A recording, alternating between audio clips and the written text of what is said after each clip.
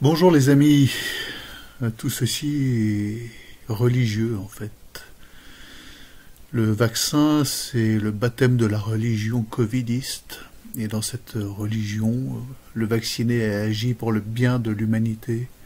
Alors c'est un sauveur, il gagne son strapontin dans un paradis terrestre, enfin retrouvé, qui nous est vendu en ce moment même par l'Église catholique et toutes les instances mondialistes. Enfin, l'Église catholique de Rome, je précise. Dans ce monde merveilleux, ce paradis terrestre, le non-vacciné, ou juste celui qui interroge, qui questionne, qui met en doute le narratif covidiste, est un paria, un intouchable. Alors, les portes du paradis lui sont fermées. Il doit être désigné par la colère des justes, exclu, assassiné socialement. Ce n'est pas la société de demain, c'est aujourd'hui, maintenant, en ce moment que cela se passe. Évidemment, avec un minimum de bon sens, chacun ayant l'esprit encore vivant, comprend qu'une civilisation fonctionnant ainsi porte un nom, c'est l'enfer. Parce que l'interrogation est un acte libérateur. Il n'y a pas de liberté possible sans recherche de vérité. Alors vous me direz, oui, il y a une vérité covidiste. Eh oui, certes, mais le chemin qui y mène, vous serez aussi d'accord pour m'accorder qu'il est parsemé de mensonges, de manipulations, de coups bas, de coups tordus. Voilà, c'est une vérité univoque qui n'accepte pas la contradiction, qui condamne toute réflexion sur sa qualité de vérité. Et donc à ce titre, cette vérité ne peut pas être la vérité. Voilà, elle est trop univoque pour être crédible. La vérité covidiste, excusez-moi, je la leur laisse de bon cœur. C'est pas une vérité qu'il faut suivre, qu'il faut ériger en statut, en totem.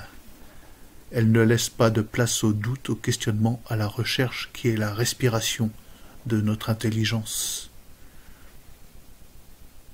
Et on constate aussi que la foi chrétienne, la foi en Jésus-Christ, n'y a pas séjour, ne peut pas être compatible avec cette vérité covidiste.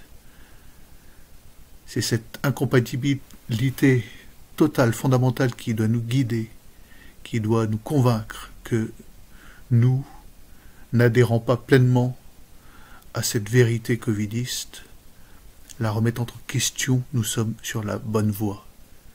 Voilà, ne pas y adhérer aujourd'hui, c'est un crime de pensée. Bienvenue dans 1984. Les enfants dénonceront leurs parents pour non-covidisme, les voisins dénonceront leurs voisins, les frères dénonceront leurs frères. Tel est le monde d'aujourd'hui. Cela a commencé, ma propre épouse, pour pouvoir travailler chez les personnes âgées, vaccinées comme il convient, ayant cédé au chantage affectif et à la peur instillée par ces gouvernants fous, par ces mondialistes, doit désormais prétendre qu'elle l'est elle-même. Et malheur à elle, si ces gens non vaccinés tombent malades, car elle sera désignée comme coupable, désignée et condamnée, disant certains. Donc chaque citoyen vacciné se comporte en capot du système. Il dénonce, il désigne. Ah, le non-vacciné, il est caché là, il est dans telle maison. Il nous fait peur, attrapez-le, vaccinez-le, de force s'il le faut. C'est comme ça que ça va se dérouler. Internez-le, mettez-le dans un camp. C'est comme ça que ça va se passer, soyez-en sûrs, assurés. Si vous en doutez encore, vous êtes naïfs. Et dans le même temps, ces mêmes capots du système désigneront le nazisme d'Hitler comme le mal absolu ayant existé sur Terre, sans comprendre, sans se rendre compte qu'ils en sont les héritiers dignes et fidèles, qu'ils auraient agi comme de bons capots du nazisme en ce temps d'histoire. Ce sont les mêmes personnes, les mêmes, ayant cédé à la peur, à la terreur, ayant abdiqué leur propre libre arbitre et leur intelligence. Et dans tout ça, mes amis, que faisons-nous? Eh bien, d'abord, réjouissons-nous.